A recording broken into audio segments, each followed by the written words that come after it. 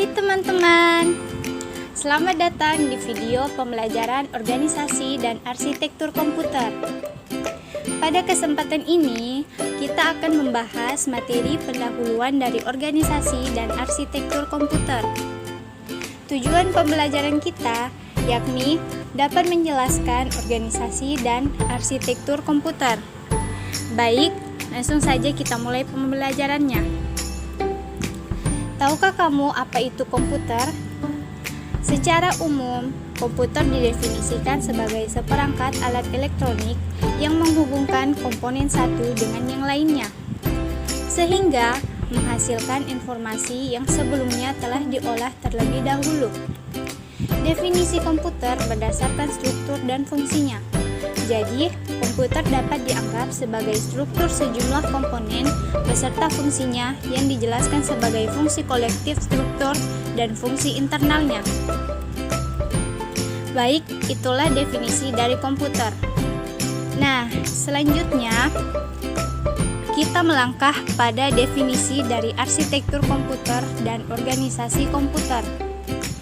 Apakah yang dimaksud dengan arsitektur komputer dan juga organisasi komputer?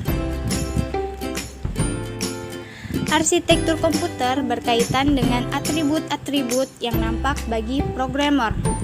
Jadi, ini yang nampak ya. Nah, selanjutnya organisasi komputer.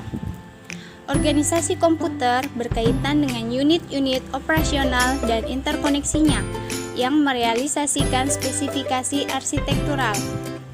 Setelah kita membahas definisi dari arsitektur komputer dan organisasi komputer, selanjutnya kita bahas atribut-atribut apa saja yang dicakup dari keduanya. Nah, untuk atribut dari arsitektur komputer meliputi set instruksi, jumlah bit yang digunakan untuk penyajian data, mekanisme input-output, dan teknik pengelamatan. Sedang atribut dari organisasi komputer mencakup signals, interface, dan memori teknologi. Baik teman-teman, selanjutnya kita membahas struktur dan fungsi pada komputer. Apakah yang dimaksud dengan struktur dan fungsi pada suatu komputer? Struktur adalah bagaimana masing-masing komponen saling berhubungan satu sama lain. Fungsi merupakan operasi dari masing-masing komponen sebagai bagian dari struktur. Selanjutnya, langsung saja terdapat setidaknya 4 fungsi dari komputer, yakni pengolahan data, data processing, penyimpanan data, data storage, pemindahan data, data movement, dan kendali, control. Dapat kita lihat pada 4 bagian dari diagram fungsi dasar sistem komputer berikut. Yang pertama, data movement apparatus. Data movement apparatus merupakan antarmuka untuk pemindahan data. Yang kedua, data storage facility. Data storage facility yaitu media atau unit penyimpanan data. Yang ketiga, data processing facility. Data processing facility merupakan unit untuk pemrosesan data. Dan yang keempat, control mechanism. Control mechanism merupakan pengendali utama fungsi komputer. Nah, teman-teman, untuk lebih jelasnya, berikut contoh serta kinerja dari fungsi dasar pada sistem komputer. Yang pertama, fungsi pemindahan data. Contohnya, pemindahan data dari keyboard ke layar monitor, yang dapat dilihat pada diagram berikut, di mana data yang berasal dari data movement apparatus oleh kontrol kemudian dikirim kembali ke bagian data. Yang kedua, fungsi penyimpanan data. Contohnya, ketika kita mendownload sesuatu pada internet yang dapat dilihat pada diagram berikut, di mana data dari data movement apparatus dipindahkan oleh kontrol untuk di-save ke memory storage. Sebaliknya, data dari memory storage dipindahkan oleh kontrol untuk di-write ke data movement apparatus. Yang ketiga, fungsi pengolahan data satu. Contohnya, updating bank statement yang dapat dilihat pada diagram berikut, di mana pada fungsi ini dapat diambil dari storage oleh kontrol. Kontrol memberikan ke bagian processing untuk diolah. Hasil olahan pada bagian processing kemudian disimpan kembali ke storage sebagai sebuah result. Dan yang keempat, fungsi pengolahan data 2. Contohnya, pencetakan bank statement juga dapat dilihat pada diagram berikut, di mana pengolahan data ini, data diambil dari data movement aparatus oleh kontrol. Kontrol memberikannya ke bagian processing untuk diolah. Hasil olahan pada bagian processing kemudian disimpan ke storage sebagai sebuah result.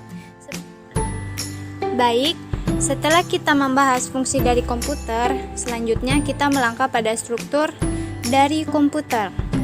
Nah, teman-teman, terdapat 4 komponen struktur utama penyusun suatu komputer yang dapat dilihat pada diagram berikut, di mana terdiri dari Central Processing Unit, Main Memory, Input-Output, serta Sistem Interconnection. Baik, selanjutnya kita akan membahas satu persatu ya. Yang pertama, Central Processing Unit berfungsi sebagai pengontrol operasi komputer dan pusat pengolahan fungsi-fungsi komputer. Yang kedua, Main Memory berfungsi sebagai penyimpanan data. Yang ketiga, Input-Output berfungsi memindahkan data dari ke lingkungan luar atau perangkat lainnya. Dan yang keempat, Sistem Interconnection berfungsi sebagai sistem yang menghubungkan CPU, memori utama, dan input-output. Selanjutnya, struktur dasar CPU memiliki 3 bagian, yakni Control Unit yang berfungsi untuk mengontrol operasi CPU dan mengontrol komputer secara keseluruhan. Arithmetic dan Logic Unit berfungsi untuk membentuk fungsi-fungsi pengolahan data komputer. Dan Register berfungsi sebagai penyimpanan internal bagi CPU.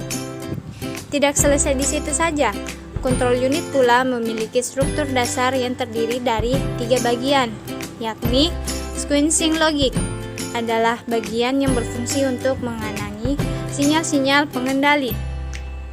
Register Decoder adalah bagian yang berfungsi untuk melakukan decoding atau penerjemahan sandi instruksi agar dapat segera dieksekusi. Dan Control Memory adalah bagian yang digunakan oleh Control Unit untuk menyimpan parameter-parameter pengendalian. Baik, teman-teman, itulah tadi materi pembelajaran perancangan kinerja arsitektur dan organisasi komputer. Semoga bermanfaat bagi teman-teman yang menyaksikan dan sampai jumpa.